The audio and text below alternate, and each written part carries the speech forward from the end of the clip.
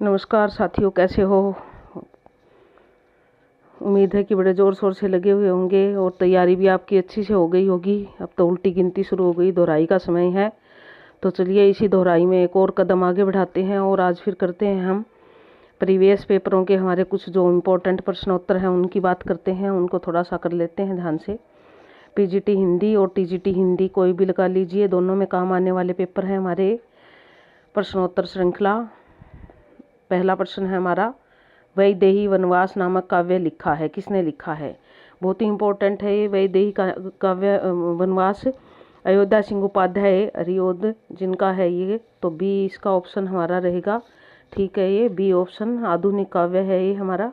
उसके बाद अगला देख लीजिए, रसज्ञ रंजन किस प्रसिद्ध निबंधकार की कृति है। रसज्ञ रंजन किस प्रसिद्ध निबंधकार की कृति है, यानी कि निबंध है ये, निबंध संग्रह है और इसको हमने पढ़ा भी है। मैंने आपको आचार्य महावीर प्रसाद द्विवेदी जी करवाए थे, तब ये पढ़ाया भी था मैंने आपको, तो इसलिए डी ऑप्शन रहेगा इसका। रसज्ञ रंजन जो है आचार्य महावीर प्रसाद द्विवेदी जी की है।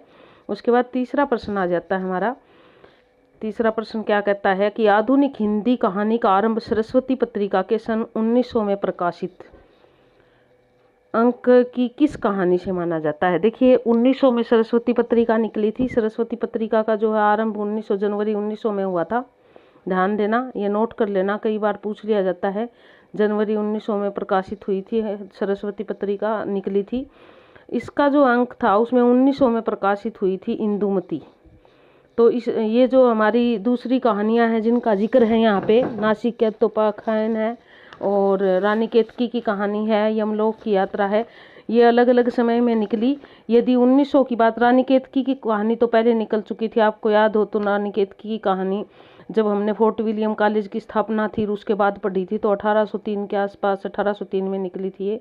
तो बहुत सारे लोग इसको जो है उदय भानचरित भी है इसका दूसरा नाम, इसी को प्रथम कहानी मानते हैं। लेकिन पूर्ण रूप से विकसित कहानियों की यदि बात आती है तो फिर 4-5 कहानी जो दुलाई वाली, 11 वर्ष का समय और देवरानी जिठानी, इंदुमती आदि, इस प्रकार की कहानियों के नाम आते हैं।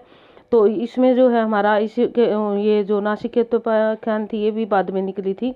इंदुमती कहानी जो है वो 1900 में निकली थी। तो इस आधार पर 1900 में अगर पूछते हैं तो हमारा ए ऑप्शन रहेगा, इसका ए ऑप्शन। ठीक है, तो उसके बाद अगला देख लीजिए, रंग में भंग नामक काव्य कृति के रचयिता कौन है। मैथिली शरण गुप्त का रंग में भंग नाटक सी आ जाएगा हमारा ये, रंग में भंग मैथिली शरण गुप्त। उसके बाद सरस्वती पत्रिका का प्रकाशन वर्ष क्या है, अभी बात की थी तो बात करने की ज़्यादा ज़रूरत नहीं है। इसके साथ जनवरी और लिख लेना, क्योंकि कई बार पूछ लिया जाता है जनवरी फरवरी, जो ज़्यादा मुश्किल पेपर करना हो तो ये भी हमें पता होना चाहिए। उसके बाद अगला देख लीजिए कौन सा है, छठा प्रश्न क्या कहता है, राष्ट्रीय काव्य धारा के किस कवि को एक भारतीय आत्मा कहा जाता है। यानी कि कौन सा एक कवि है जो भारतीय आत्मा के नाम से जाना जाता है। राष्ट्रीय काव्य धारा के कवि की बात है। तो ये वैसे तो हमने पहले बहुत बार कर रखा है, करिए देखते हैं क्या आप इसको कर पाते हैं। मेरे बताने की आवश्यकता नहीं है, ये तो आप आराम से कर लोगे। राष्ट्रीय काव्य धारा के भारतीय आत्मा माखनलाल चतुर्वेदी को कहा जाता है, ये ऑप्शन है इसका। एक भारतीय आत्मा के नाम से संबोधित किया जाता है इनको। उसके बाद अगला देख लीजिए, अब यहाँ पर जो है सूर्यकांत त्रिपाठी निराला है, इनको भी कुछ कहा जाता है, चलो इनको भी देख लेते हैं। सूर्यकांत त्रिपाठी निराला है, इनको मुक्तक संध्या के आचरण का प्रणेता भी कहा जाता है, या जो है ना संघर्षरत कवि भी कहा जाता है इनको। इस प्रकार के समन्वय, निराला जो है ये इनका उपनाम इसी पे पड़ा था, समन्वय और मतवाला पत्र के संपादक के रूप में भी नाम आता है। बालकृष्ण शर्मा नवीन, ये जोश और रोज भरी कविताओं के नाम से प्रसिद्ध है। सुभद्रा कुमारी चौहान की बात भी यदि आती है, ऐतिहासिक और जोशीली रचनाएं और नारी प्रधान रचनाएं लिखने के लिए विख्यात है। जैसे कि इनका नाम आता है सुभद्रा कुमारी चौहान का, खूब लड़ी मर्दानी, वो तो झांसी वाली रानी थी, उस जो न लंबी कविता है उसको लिख के ये जो न बहुत ख्याति मिली थी इनको। तो इस प्रकार इनके अलग अलग जो है सबके नाम के साथ कुछ ना कुछ लगा हुआ है। उसके बाद अगला 7वां प्रश्न देख लेते हैं, जयशंकर प्रसाद की कामायनी की भाषा क्या थी। जयशंकर प्रसाद की कामायनी को तो हमने बहुत बार पढ़ा है। कामायनी जो है वो उसके सर्ग किस प्रकार है, जब हमारी मनु के माध्यम से किस प्रकार हमारी सृष्टि का आरंभ हुआ था, वो अलग अलग खंडों में विभाजित किया। उसके 15 खंड है, जो मनुष्य की 15 अवस्थाएं होती है अलग अलग, उन्हीं को लेके अलग अलग खंड है उनके। तो ये लिखा अगर यहाँ पर तो हमारी कामायनी की भाषा पूछी गई है, खंड नहीं पूछे गए, तो खड़ी बोली में लिखा गया है ये। खड़ी बोली का महाकाव्य है जयशंकर प्रसाद का। उसके बाद 8वां प्रश्न देख लीजिए, नारी विमर्श पर लिखने वाली पहली लेखिका कौन है। नारी विमर्श का मतलब है कि नारी की समस्याओं को उठाकर नारी के बारे में जो है अपने विचार देने वाली। तो यहाँ पर सुभद्रा कुमारी चौहान, शिवाली बंग महिला, महादेवी वर्मा। सुभद्रा कुमारी चौहान ने नारियों की लिखी, लेकिन यहाँ पर नारी विमर्श से संबंधित अगर करें हमें नारी वेदना, नारी समस्या पर, तो ये हमारी सबसे पहले महादेवी वर्मा का नाम आता है। बंग महिला पहले हुई है, लेकिन इन्होंने इतना नहीं लिखा। अगर उसका आरंभ लिखने वाली पहली लेखिका पूर्णतः है तो महादेवी वर्मा है। उसके बाद देखिए अगला नाम लिखते हैं, अगला प्रश्न देखते हैं क्या है। लखनऊ में आयोजित 1936 के प्रगतिशील लेखक संघ के ऐतिहासिक अध्यक्ष कौन थे। ये मैंने आपको पहले भी बता दी हूँ, कई बार बात हो चुकी। यदि हम बात करते हैं प्रेमचंद की, तो जब मैं इसका जिक्र जरूर कर देती हूँ। प्रगतिशील लेखक संघ की स्थापना कहाँ हुई थी, भारत में कब हुई थी, और ब्रिटेन में सबसे पहले कहाँ हुई थी, ब्रिटेन में हुई थी। ये हमने कई बार बात कर ली। तो इनके अध्यक्ष की बात भी हमने करी है। उम्मीद है कि आपको जल्दी सी इसका आंसर पता चल गया होगा। इसके उत्तर है प्रेमचंद जी ने की थी। उसके बाद तो ये 10वें प्रश्न पे बढ़ते हैं दोस्तों। इससे पहले उम्मीद करती हूँ कि आपने लाइक भी कर दिया होगा और शेयर भी कर दिया होगा। आप सोचते हो कि मैडम बार बार लाइक शेयर की बात करती है, तो यह अति आवश्यक है, क्योंकि आपके कमेंट्स पढ़कर, आपका लाइक, आपका शेयर, जब आप सब्सक्राइब करते हो, तो ये सारी चीज़ें देखकर हौसला बढ़ता है और इसी को देखकर प्रेरणा मिलती है। क्योंकि मेरा कोई और विशेष उद्देश्य नहीं है, सिर्फ आपको सहयोग करना है जिससे आपका स्टेट क्वालिफाई हो जाए। ये चैनल निःशुल्क है और हमेशा ऐसा ही रहेगा। मैं उम्मीद करती हूँ कि मैं कभी भी इसको जो है ऐसा नहीं करूँ कि जिसको लेने के लिए आपको कुछ सोचना पड़े। तो इसलिए आप साथ साथ चलते रहिए, आगे भी बहुत कुछ आएगा इस पे। जो है अभी हम ग्रामर की भी बात करेंगे। तो चलिए देखते हैं अगला प्रश्न। अगला प्रश्न क्या कहता है, परिमल किस कवि की रचना है। सूर्यकांत त्रिपाठी की है परिमल, काफी चर्चित रचना रही उनकी, सूर्यकांत त्रिपाठी निराला जी की है। उसके बाद है हिंदी साहित्य में निम्नलिखित पंक्तियां किसके द्वारा लिखी गई है। पंक्ति देख लेते हैं क्या के है। जद्यपि सुजाति सुलक्षणी सुवर्ण सरस सुवृत भूषण बिनु न विराजई कविता वनिता मित। बहुत ही इंपॉर्टेंट पंक्ति है, कई बार आती है ये, और ये जो है हमारी अलंकारों के बारे में है। और इसके लेखक जो है वो केशव दास है, यानी कि केशव ने लिखी थी। जो केशव हमारे रीतिकालीन कवि है केशव, जिन्होंने लक्षण ग्रंथों की रचना की है, उन्होंने ये लिखा है। उसके बाद अगला प्रश्न क्या कहता है, धूमिल को किस काव्य कृति पर साहित्य अकादमी पुरस्कार मिला। अब धूमिल की रचनाएं कल सुनना मुझे, सुदामा पांडे का प्रजातंत्र, सड़क से संसद से सड़क तक, और किसी पर भी नहीं, ये सारी रचनाएं हैं उनकी। लेकिन जो है ना संसद से सड़क तक, जब वो धूमिल पांडे जी जीवित थे तो उनकी एक ही रचना प्रकाशित हुई थी, बहुत चर्चित रही थी ये संसद से सड़क तक।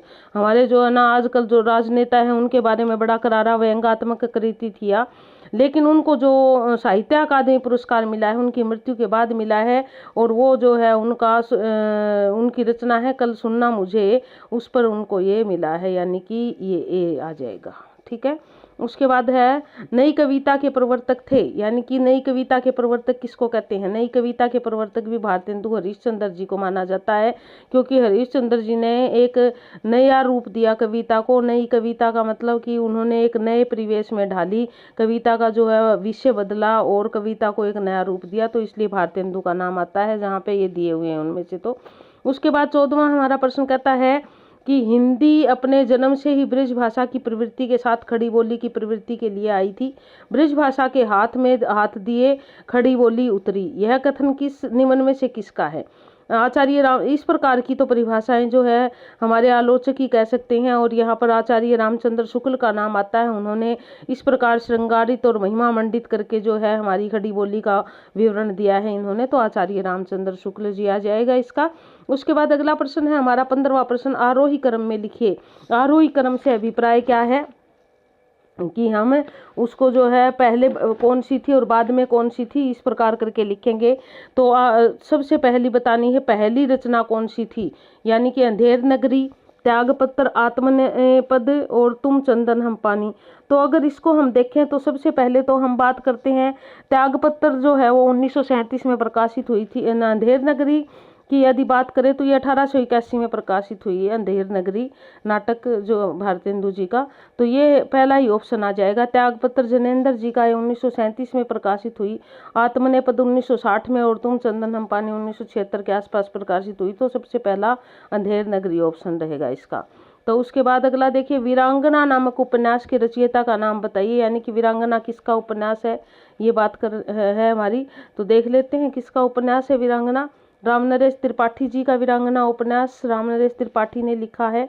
उसके बाद अगला देख लीजिए, अगला क्या है प्रश्न हमारा, नहुस नाटक लिखा गया। ये प्रश्न पहले भी आ चुका, भारतेंदु हरिश्चंद्र के द्वारा, वियोगी हरि, शिवमंगल सिंह सुमन या गोपाल चंद के द्वारा। गोपाल दास गिरधर नाम है वैसे इनका, लेकिन गोपाल चंद दे रखा है, तो हम क्या करें यहाँ पर, और तो कोई हो ही नहीं सकता।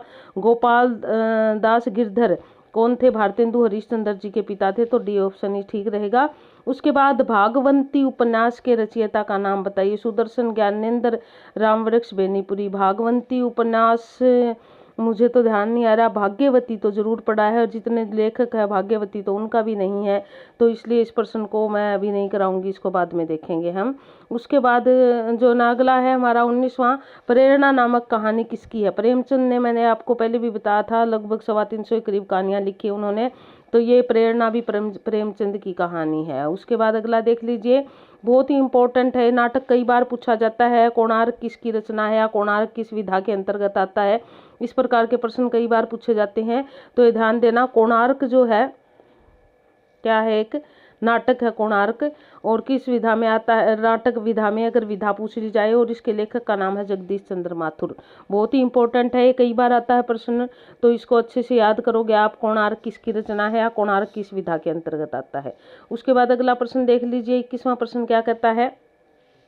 21वां प्रश्न कहता है, हिंदी का प्रथम दुखांत नाटक कौन सा था। देखिए वैसे तो हिंदी में एक चीज रही है कि यहाँ पर हमारे नाटक जो थे उनका अंत सुखपूर्वक होता था और अच्छा होता है, भाई सारी चीज ठीक ठाक हो जाती है। हम फिल्म देखते हैं उसमें भी ऐसा ही होता है, सारी चीज ठीक ठाक हो जाती है और हम उसको देखते हैं भाई सही है। जैसे आपने एक फिल्म देखी होगी शोले, उसका अंत जो है वो दुखांत था। दुखांत क्या था कि एक मर जाता है और हम जो न वेदनामय हो जाते हैं जब उसका परिवार भी मर जाता है। तो वो क्या उसमें भी हो ना, क्योंकि उस समय लोग दुखांत को पसंद नहीं करते थे, तो उसके भी दो वो टेक बनाए गए थे। एक में ना वो दोबारा जीवित दिखा दिया था और फिर उसका जो है ना अमिताभ का और जया भादुड़ी का ब्याह हो जाता है। लेकिन जब दुखांत वाली चल गई तो उन्होंने वही रखा, क्योंकि इस चीज़ का उस समय के डायरेक्टर को भी जो है ना रमेश सिप्पी जी थे, उनको भी ये था कि कहीं मेरी फिल्म चले ना चले, तो इसीलिए उन्होंने ऐसा किया था। तो यही नाटक भी होते थे इसी तरह के, दुखांत चलते नहीं थे तो इसलिए अंत हमेशा सुखांत होता था। लेकिन रणधीर प्रेम मोहिनी नाटक जो था उसका अंत दुखांत किया गया था, ये पहला दुखांत वाला नाटक था हमारा, सी ठीक है इसका। उसके बाद अगला है 22वां, ध्रुव स्वामिनी नाटक की रचना किसने की थी। अब ध्रुव स्वामिनी ऐतिहासिक नाटक, और नाटक का तो नाटकों की जब बात आती है तो नाटक को तो बांटा इस भाग पे जाता है, जयशंकर पूर्व, जयशंकर प्रसाद और जयशंकर बाद, तो इस प्रकार बांटते हैं। तो जयशंकर जो है उनके ध्रुव स्वामिनी उनका अंतिम नाटक था, ये सबसे प्रौढ़ नाटक माना जाता है ध्रुव स्वामिनी, रंगमंच की दृष्टि से भी इसको सफल माना जाता है। उसके बाद अगला देख लीजिए, विख्यात मार्क्सवादी समीक्षक कौन है। अब यहाँ पर जितने दिए हैं समीक्षक, उनकी यदि हम बात करें तो उनमें रामविलास शर्मा है, इन पर मार्क्सवाद का प्रभाव था रामविलास शर्मा पर। उसके बाद अगला प्रश्न देख लीजिए, आपका बंटी उपन्यास की लेखिका कौन है। आपका बंटी जो है वो क्या है, एक आधुनिक समाज के जो माता पिता नौकरी करते हैं और किस प्रकार वो अलग अलग जो हो जाते हैं, फिर उसकी त्रासदी उनके बच्चों को झेलनी पड़ती, इस प्रकार का उपन्यास है, मनु भंडारी ने लिखा था। बहुत ही रोचक उपन्यास है और इस पर जो है ना इसका नाटक रूपांतरण भी हो चुका है। उसके बाद अगला है हमारा प्रश्न, हरिवंश राय बच्चन की आत्मकथा के कितने भाग प्रकाशित हो चुके हैं। अब हमने कल परसों वाले पेपर में भी उनकी आत्मकथा पढ़ी थी, कई बार पढ़ चुके हैं हम, तो 4 भाग है उनकी आत्मकथा के जो अलग अलग नामों से हैं वो प्रकाशित हो चुकी हैं। उसके बाद 26वां प्रश्न है, हिंदी में रेखा चित्र के प्रथम रचयिता पंडित पद्म सिंह शर्मा की रचना का नाम बताइए। अब यहाँ पर इनकी जो पद्म सिंह शर्मा की रचना यदि बात करें तो पद्म पुराण है, पद्म पराग, यहाँ पर जो ना पद्म राग दिया हुआ है जो गलत है, इसको यदि पद्म राग करते या पद्म पुराण करते तो भी हम देखते, तो ये जो है इसलिए इसमें सारा गलत है इस प्रश्न में। उसके बाद अगला देख लीजिए, सही युग्म का चयन कीजिए, हमें सही जोड़ा चुनना है यहाँ पे। भगवती चरण उपाध्याय विलायत यात्रा, देवेंद्र स्टार्थी तूफानों के बीच राम वृक्ष, बेनीपुरी हिमालय यात्रा, मोहन राकेश आखिरी चट्टान तक। बिल्कुल है, काफ़ी जो न चर्चित था ये आखिरी चट्टान तक, जो हमारे समुद्र के बीच में जो इंदिरा पॉइंट होता था उसका जिक्र था इसमें, और पहले ये हमारी +2 के सिलेबस में होती भी थी, अब तो नहीं है। तो ये डी ऑप्शन आ जाएगा इसका, आखिरी चट्टान ठीक है। राम वृक्ष, बेनी पैरों में पंख बांध कर ले, यात्रा वृत्तांत इनने सब ने लिखे जिनका ऊपर नाम है। उसके बाद अगला देख लीजिए, शब्द की वह शक्ति जिसमें वाच्यार्थ प्रकट होता है क्या कहलाती है। देखिए 3 प्रकार की शब्द शक्तियां होती है, अभिधा, लक्षणा और व्यंजना। जो वाच्यार्थ सीधा अर्थ प्रकट करती है उसको अभिधा शब्द शक्ति कहते हैं। जब वाच्यार्थ सीधा ना आए, किसी लक्षण के माध्यम से आए, जैसे उदाहरण के तौर पर हम कहते हैं कि फूल खिल गए, ये फूल का स्वभाव है खिलना, वो वाच्यार्थ से सीधी अर्थ स्पष्ट होगी हमारी। यदि इसी बात को हम कहते हैं कि सभी लोग खिल उठे, तो लोग जो फूल थोड़ी है जो खिल जाए, खिलना मतलब प्रसन्न होना, तो खिलने का लक्षण लोगों में दिखा दिया तो वो हो जाती है हमारी लक्षणा। और व्यंजना क्या होती है, व्यंजना होती है या तो 2 प्रस्तुत के माध्यम से किसी तीसरे की बात या किसी पर व्यंग्य किया जाए, तो वो हमारी जो है वो व्यंजना होती है। तो इसमें वाच्यार्थ से सीधा अर्थ प्रकट हो तो क्या होती है, वो हमारी अभिधा शब्द शक्ति होती है। उसके बाद अगला प्रश्न देख लीजिए, अगला क्या कहता है, सही युग्म चिन्हित कीजिए, वैदर भी माधुर है। अब देखिए जो हमारी ये रीतियां होती है उनकी बात है यहाँ पे, वैदर्भी, गौड़ी, पांचाली, 3 प्रकार की रीतियों का जिक्र है यहाँ पे। वैदर्भी माधुर्य से संबंधित होती है, तो ये बिल्कुल ठीक है, इसका ए ऑप्शन ही सही रहेगा। अब बात आती है गौड़ी और पांचाली और फिर गौड़ी की, तो दोबारा गौड़ी आ गई। गौड़ी को तो एक बार हम देख लेंगे गौड़ी में क्या होता है। तो गौड़ी जो रीति होती है उसमें ओज गुण होता है गौड़ी में। गौड़ी में क्या होता है, ओज होता है, माधुर्य नहीं होता। और पांचाली जो रीति है उसमें माधुर्य होता है, उसमें ओज नहीं होता। तो इसलिए ये तीनों जो है हमारे गलत रहेंगे और ए ऑप्शन सही रहेगा। तो उसके बाद आगे चलिए, श्रृंगार रस का स्थायी भाव क्या है। श्रृंगार रस की यदि बात करें तो इसका स्थायी भाव जो है ना रति है। रस का एक वीडियो मैंने बनाया है बहुत अच्छे से डिटेल में समझा के, अगर आप चाहो तो उसको जो ना विस्तार पूर्वक व्याख्या से ही देख सकते हो मेरे यूट्यूब चैनल पे जाके। तो शोक का जो है वो क्या होता है, करुण रस होता है शोक से, तो करुण। और हास्य जो है वो क्या होता है, हास्य रस होगा।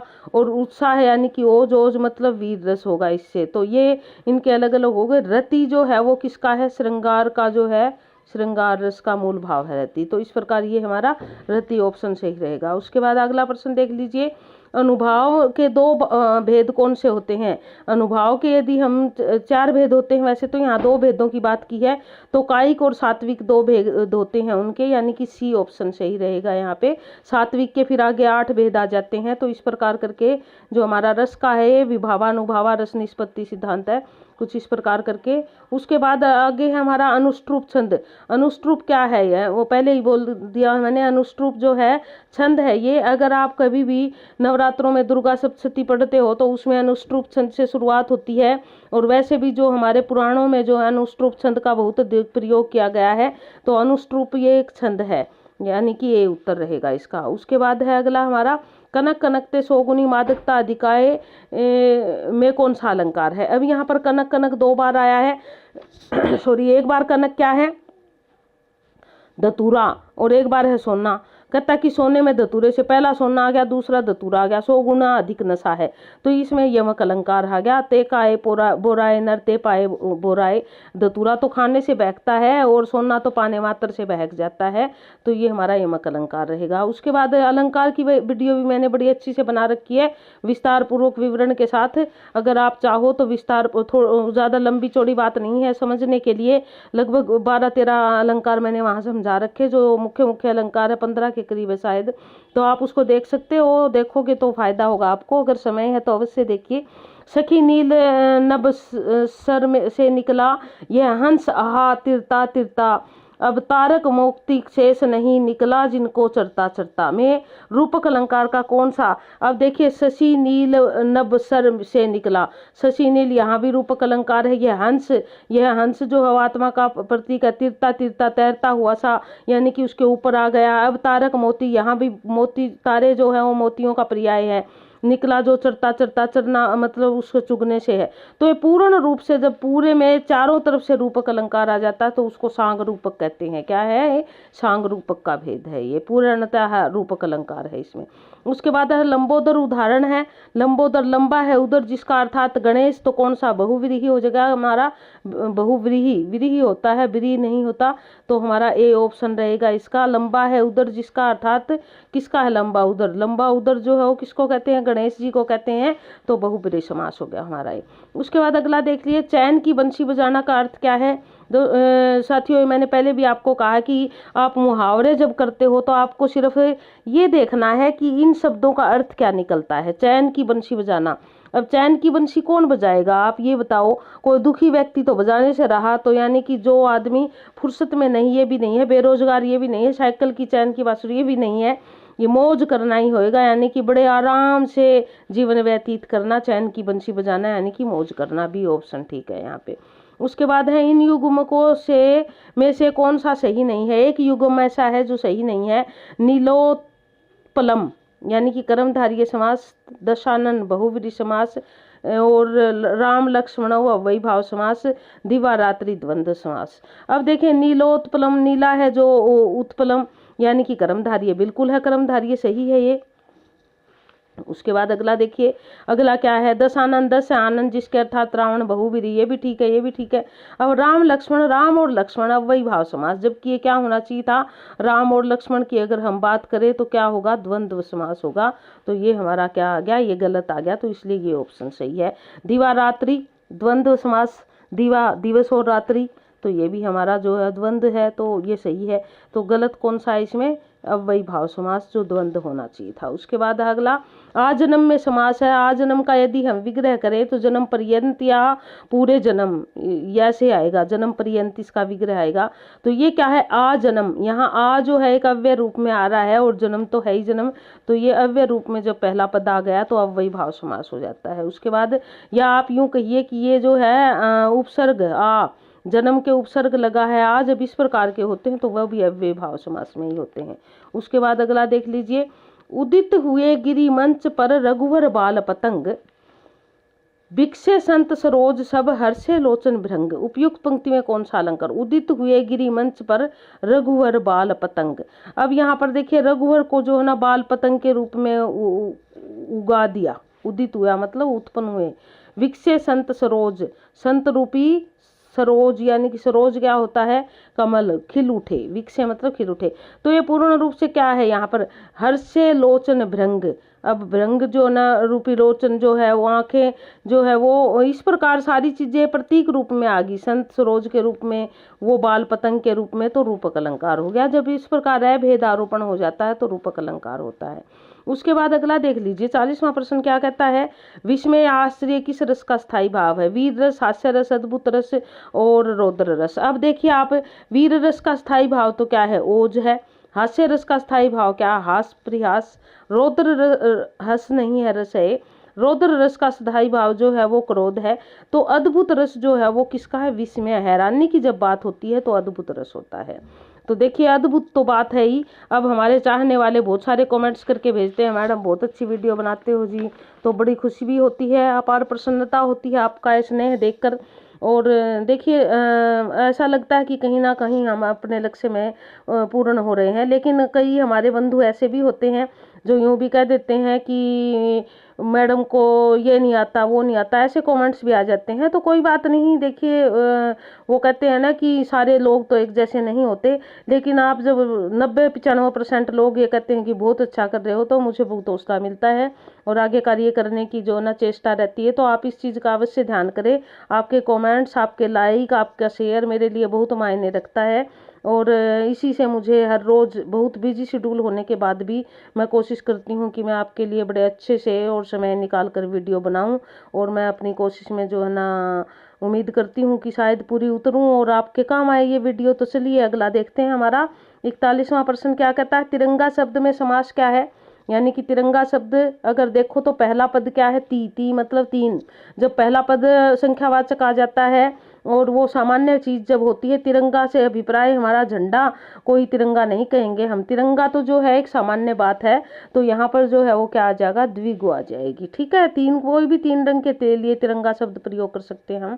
उसके बाद अगला देख लीजिए 42वां प्रश्न, जो तुम्हार अनुशासन पावो, कंदुक इव ब्रह्मांड उठावो, कांचो घट डारो फोरी, राको मेरू मुलक जिमी तोरी। उपयुक्त पंक्तियों में कौन सा रस है? अब रस, जो तुम्हारे अनुशासन पावो, कंदुक इव ब्रह्मांड उठाओ, कहता है कि मैं इसको गेंद की भांति ब्रह्मांड को उठा के फेंक दूं। जब गेंद की भांति ब्रह्मांड को उठाने की बात हो जाएगी तो क्या है, जो है क्रोध की बात है, वही तो उठाएगा, और कौन उठाएगा? जोश में तो जो है ना छोटी मोटी बात और उठाने की बात कर सकते हैं, लेकिन यहाँ तो धरती भी नहीं, पूरे ब्रह्मांड को गेंद की तरह उछालने की बात कर दी, तो फिर क्या हो गया, हमारा रौद्र रस आ जाता है जब इस प्रकार की बात आ जाती है। तो उसके बाद अगला देख लीजिए, यहाँ पर क्या है, निरख सखी ये खंजन आए, फेरे उन मेरे रंजन ने, नैन इधर मन भाए। इन पंक्तियों में कौन सा गुण है? गुण की निरख सखी ये खंजन आए, फेरे उनमें रंजन के ने, नैन इधर मन भाए। जब मन भाने की बात है तो क्या है, रति भाव है, और रति भाव है तो कौन सा गुण हो जाता है, हमारा माधुर्य गुण हो जाता है। यानी कि जब श्रृंगार रस आता है और रति प्रेम का भाव होता तो गुण एक ही, हमारे 3 गुण होते हैं, ये भी बात थोड़ी समझा देती हूँ आपको। ओज गुण जो होता है, जिसमें उत्साह का भाव होता है, जोश का भाव होता है, वो सारी चीजें जिससे जो है ना मन में चेतना उग्र हो जाती है, या उत्साह उत्पन्न हो जाता है, जोश उत्पन्न हो जाता है, तब हमारा आता है ओज गुण। और प्रसाद माधुर्य गुण कब आता है, जब रति का भाव होता है, यानी कि जब प्रेम का भाव होता है। प्रेम किसी भी रूप में हो, चाहे आलंबन रूप में हो, चाहे उद्दीपन रूप में हो, चाहे वो वात्सल्य रूप में हो, चाहे भगवान और भक्त के रूप में हो, किसी भी प्रकार का प्रेम हो, जब प्रेम की बातें होती है तो माधुर्य गुण होता है। और जब प्रकृति से प्रेम हो, प्रकृति को भी सजीव करके उससे भी प्रेम करके जब ऐसे हो जाए प्रकृति। अब यहाँ पर जो ना मान लो हमारा कवि एक लिखता है, सज कर धज कर रजनी वाले कहाँ बेचने ले जाती हो ये गजरे। यहाँ रजनी वाले रात्रि को सजा धजा दिया, उसका जो है ना बहुत सुसज्जित कर दिया, श्रृंगारित कर दिया उसको। तो इस प्रकार में भी जो है माधुर्य गुण आता है हमारा। और फिर जो सामान्य चीजें बच जाती है, निर्वेद का, किसी ऋषि मुनि के आश्रम का है, घर का वर्णन है, सामान्य जो ना वातावरण का वर्णन है, जब इस प्रकार की बात बन जाती है तो फिर सारी चीजें आती है प्रसाद गुण की। तो इस प्रकार हमारे 3 गुण हैं हिंदी में, उन तीनों गुणों की हमने बात की है। उसके बाद 44वां प्रश्न देख लीजिए, काव्य का वह गुण जो चित्त में तेज और स्फूर्ति का संचार करता है, गुण कहलाता है। अब चित्त में तेज और स्फूर्ति का संचार करता है, तेज और स्फूर्ति का संचार होगा तब तो ओज गुण होगा हमारा। तो अभी अभी मैंने बात की इससे पहले, तो ओज गुण आ जाएगा। ठीक है, जब चित्त में क्या हो, प्रेम और माधुर्य, मधुरता का गुण हो तो माधुर्य आ जाएगा। उसके बाद अगला प्रश्न देख लीजिए, तरु रिपु रिपु धर देखी के वीरहिनी तिये अकुलाय में कौन सा काव्य दोष है? तरु रिपु रिपु धर देखी के विरहिनी तिये अकुलाय। अब यहाँ पर देखिए इसमें क्या है, ये मैंने दोष आपको विस्तार पूर्वक तो नहीं करा सके, ये अलग अलग दोष है सारे, 10 प्रकार के दोष होते हैं, 8 की ज्यादातर चर्चा करते हैं हम। तो यहाँ पर जो है ना, अगर करवाए होते तो मैं विस्तार पूर्वक ये आपको समझाती। तो यहाँ तो मैं सिर्फ उत्तर ही बता दूं सारे, कलिष्ठ दोष, यानी कि ये बात जो है टेढ़ी मेढ़ी बताई गई है, इसलिए यहाँ पर कलिष्ठ दोष है। तो आज ये अगला क्या है हमारा, यह सम्मात्रिक छंद जिसके प्रत्येक चरण में 24 मात्राएं तथा प्रत्येक चरण में, प्रत्येक पाद में 24, प्रत्येक चरण में तो 24 मात्राएं होती है। और यहाँ पर क्या है, चरण का आधा, यानी कि प्रत्येक पाद में जो है 11 और 13 मात्राएं प्रयति होती है। तो कौन सा छंद कहलाता है? अब देखिए 11 और प्लस 13, यदि ऐसी बात करें तो हमारा इसमें कौन कौन सा छंद आता है? 11 और प्लस 13 वाले की बात करें तो हम 11 और प्लस जो ना 2 छंदों में आते हैं हमारे, रोला में भी 11 प्लस 13 आएगी, और इसमें जो है सोरठा में भी आएगी। इनमें 11 प्लस 13 दोनों में आती है। तो क्या है, अभी ये 13 प्लस 11 दोहा में आती है। तो ये दोनों ही उत्तर हैं इसके, रोला और सोरठा दोनों आ जाएंगे। तो इसलिए इसका कौन सा उत्तर बताऊंगा, अब आप देख लेना, जो सा भी करना है आपने, या दोनों करोगे, इसके दोनों हैं, इनमें 11 प्लस 13 आती है दोनों में। उसके बाद अगला देख लीजिए, हिमन चुप है बैठिए देखी दिनन के फेर, सबनी के दिन आई है बनत न लागे ही बेर। यानी कि उपयुक्त पंक्ति में कौन सा छंद है, हमें छंद ढूंढना है। आप इसको अगर इनकी मात्राओं की गिनती करोगे तो इसकी मात्राएं जो है वो 13 प्लस 11 है, और इसकी यति जो है वो किस पे है, लघु पे है। जब ऐसा होता है लघु पे रंत हो और 13 + 11 हो तो कौन सा होता है। मैंने छंद बड़े अच्छे से करवा रखे हैं, मेरी छंद की वीडियो में जाकर आप देख सकते हो, आपको वहाँ इससे लाभ होगा। और छंदों को अगर आपने देखना है तो जो इम्पोर्टेंट छंद है, वैसे तो छंद 24-25 के लगभग है, लेकिन वहाँ इम्पोर्टेंट जो भी छंद थे वो सारे मैंने करवा रखे हैं, आप देख सकते हो। तो ये हमारा दोहा छंद बनता है। तो चलिए आगे बढ़ते हैं। अगला प्रश्न क्या कहता है हमारा, निम्न में से कर्मधारय समास चक्रपाणी किस में है। चक्करपाणी चतुर्युगम और नीलो। चक्करपाणी जो है ना, ये चक्कर है पानी जिसके, चक्कर है जिसके पानी यानी कि हाथ में, यानी कि विष्णु, ये तो बहुव्रीहि समास कर सकते हैं हम। चतुर्युगम जो है ना, 4 युगों का समाहार, तो ये हमारा द्विगु आ जाएगा। माता और पिता द्वंद आ जाएगा। नीलोत्पलम, नीला है जो उत्पलम, तो क्या आ जाएगा, ये हमारा कर्मधारय समास। तो सी उत्तर इसका सही रहेगा, सी सही है इसका। उसके बाद 49वां प्रश्न देख लीजिए। गौशाला शब्द में कौन सा, गो के लिए शाला यानी कि गो के लिए बनाई गई शाला यानी कि जगह है, तो के लिए कौन सा हमारा तत्पुरुष समास आ जाएगा। यहाँ पर अगर तत्पुरुष के भेद पूछे जाते तो फिर हम भेद बताते, अब अकेला तत्पुरुष पूछा गया है तो अकेला तत्पुरुष ही बताएंगे। अगला प्रश्न देख लीजिए। आंख की किरकिरी होना। अब आंख में कोई चीज किरकिरी पड़ेगी तो क्या होगा, कष्ट ही होगा। तो आंख की किरकिरी, अप्रिय लगना, कष्टदायक होना, बहुत प्रिय होना। तो यहाँ पर अप्रिय लगना भी हो सकता है और कष्टदायक भी हो सकता है, दोनों होता, लेकिन आंख की किरकिरी होना, कष्टदायक होना, इस पे उत्तर हम लगाएंगे। सी आंसर इसका उचित रहेगा। तो इस प्रकार जो है हमारा 50 प्रश्नों की ये सीरीज पूरी हुई। उम्मीद है आपको पसंद आई होगी और आपने इससे पूरा फायदा मिलेगा। आप इसको ध्यान से करो, लाइक शेयर करो, सब्सक्राइब करो। वीडियो देखने के लिए धन्यवाद। और फिर से एक नई वीडियो के साथ, नए जोश के साथ हम हाजिर होंगे। आप तब तक लगे रहिए, करते रहिए, और भगवान ने चाहा और आपकी मेहनत रंग लाई तो हमारा स्टेट अवश्य क्वालिफाई होगा। धन्यवाद।